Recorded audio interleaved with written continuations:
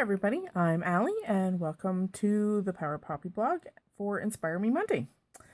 Today I am going to share with you how to make a pop-up box card. These cards are so cute and they are mailable, which is great. So this is what my card looks like flat. This actually is the dimensions as far as the square card base is concerned is 5.5 by 5.5. But because I have a few things that hang out, you must put it in a larger envelope. So I've indicated on my written instructions that it fits in a 6 by 6, and that's just to be safe.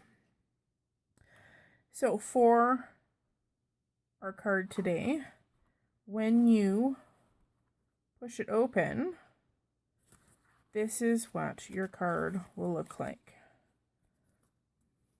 And it's multi-dimensional, and you can shift it around, and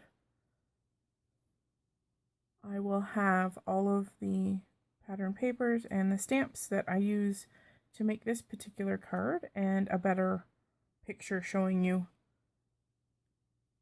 how it sits and how it looks.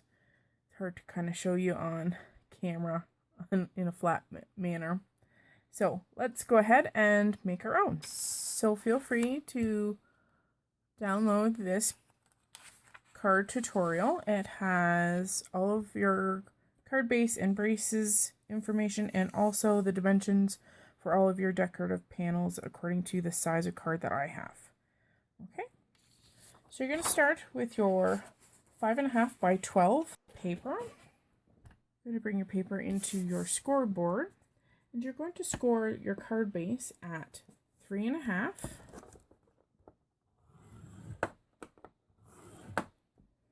5.5,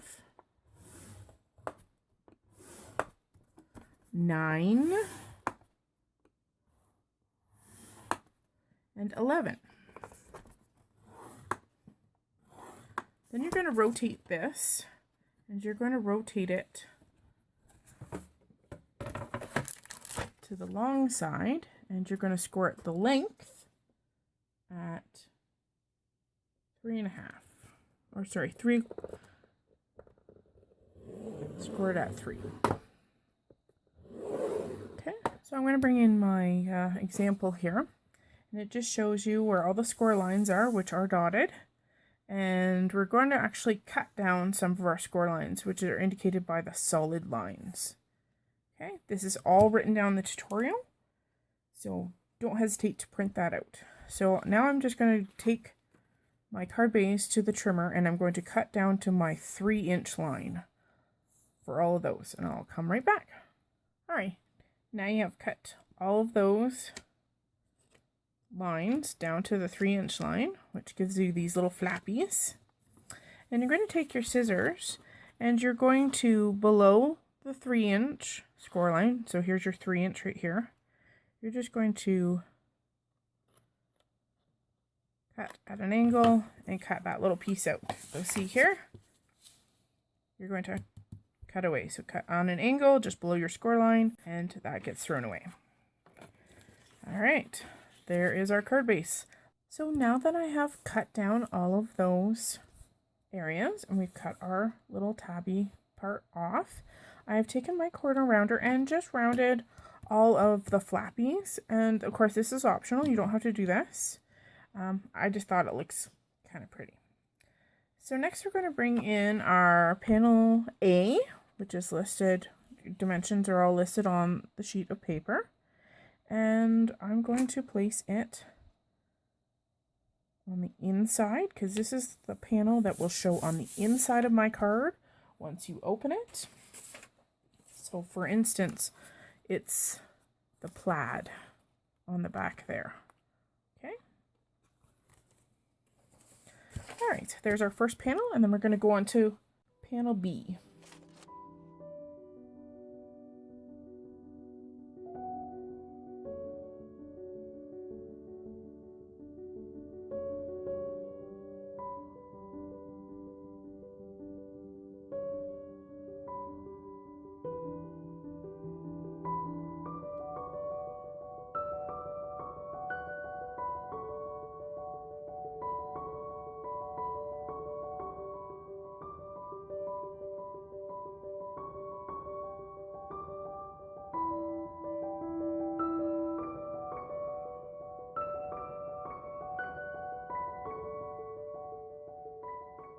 I have a pretty pink posh die, and I've cut it out of white cardstock. This particular die actually leaves these little pieces on the base of the fence attached. So I took my X-Acto knife and cut them out. Okay.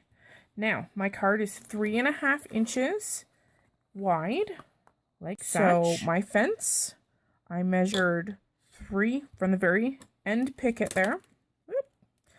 3.5 puts me right there. Now, I know from my previous card that this fence was a little snug when I put that in. So I actually marked off 1 picket before that. And I marked it. And then I took my scissors and I went in and I cut it off. Okay. Leaving this piece intact. And we're going to do the same. We're just going to make it almost like a little tab at the end. And we're going to go in and cut off the excess. And I'm going to now take my little scoreboard. And I know, of course, this isn't even. I'm going to do 1 mark there. And my card is 3.5 inches. So 1 inch, 2 inch, 3, 3.5 inches. That's relatively centered. I'm okay with that. So that gives me 2 little tabs at the end of my fence. And we're going to make these tabs a little bit more similar in width here. I'll cut this one off so it's actually straight here. No, absolutely measure them up so that they are even, which mine are not by looking at mine. Okay, there we go. So the tabs are where you're going to use your good old strong adhesive again. So bring in your heavy duty tape for this one. Okay, so you're going to apply those to the tabs. Apply the tape to the front. Okay, so this is where this is going to sit. Hopefully I can hold down these and show you where this fits. Okay, so you're going to bend your tabs like such. Okay, so when you take your backing off, you're going to put it in like that, and it sticks to the sides of the card down there. Okay, so I'm going to do that and I'll be right back. So I'm just pressing down on both sides, and it is now adhered to those sidewalls and it moves with the card. Very cool, right?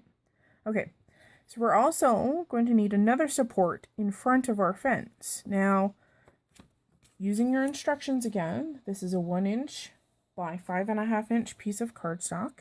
It's scored at 1 inch and 4.5. And we're just going to bend our score lines. And I'm going to do a dry run because I want to know how far this sits in front of my fence.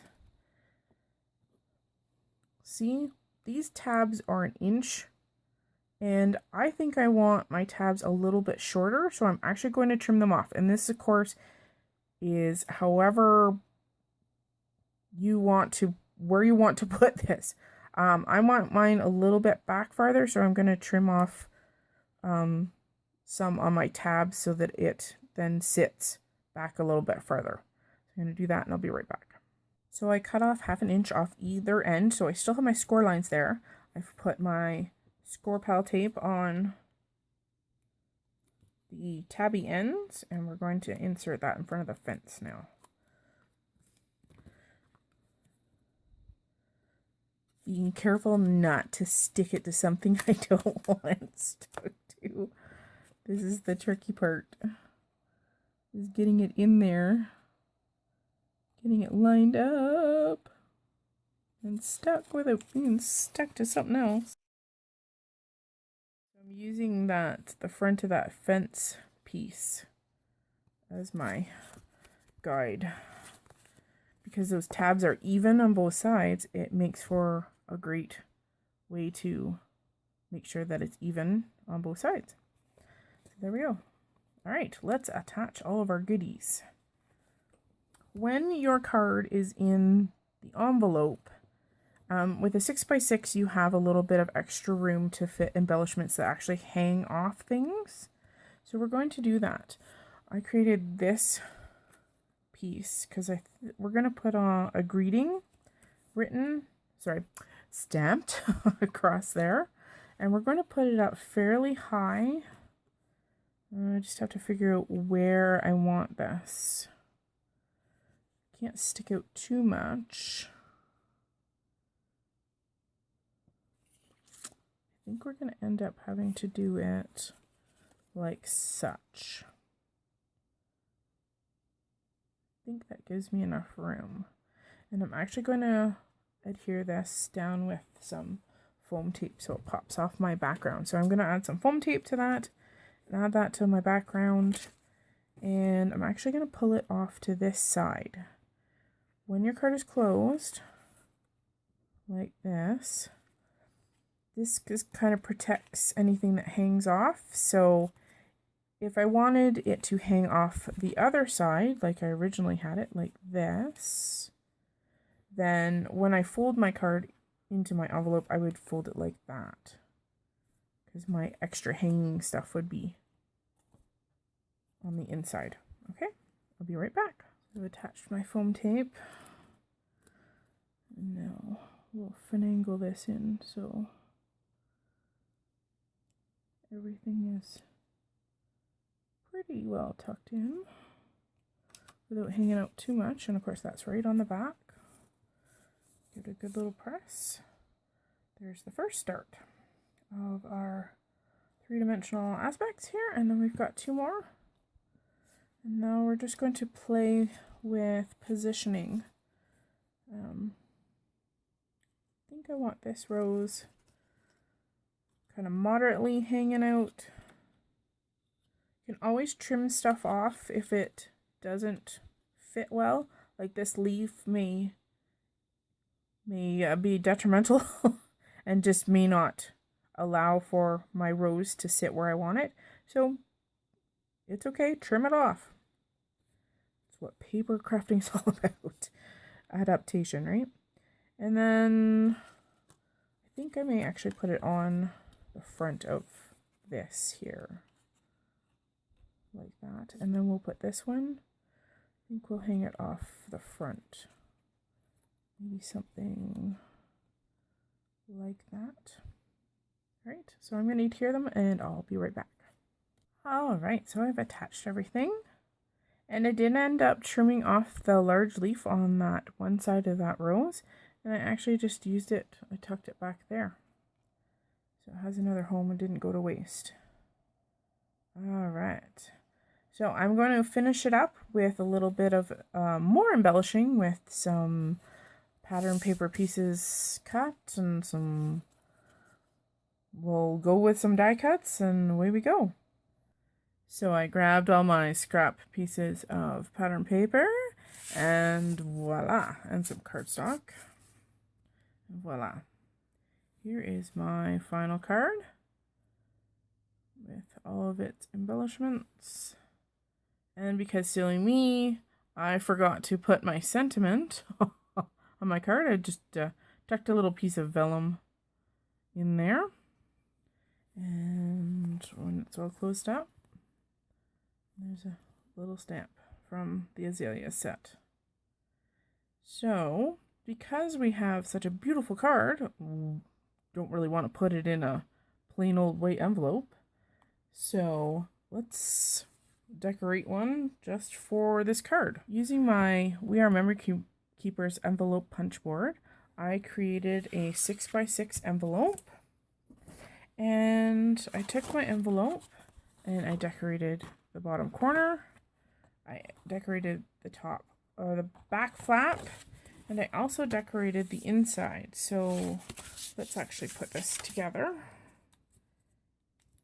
I have my tape all here and ready. Close that up. And of course my card goes inside, and I may have to do a little trimming, and that's okay. And I will.